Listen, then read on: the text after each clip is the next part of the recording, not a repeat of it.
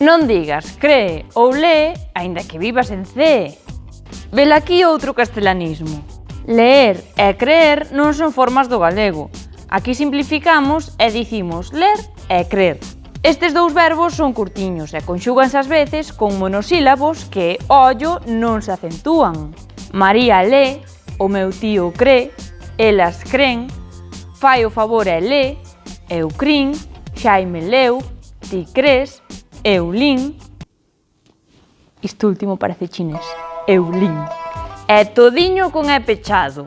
Estou lendo e non estou lendo.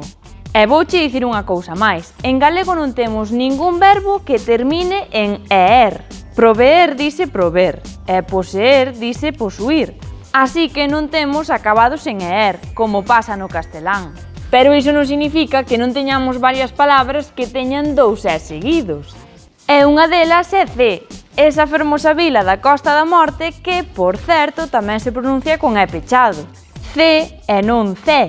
Como ves? Dígocho eu.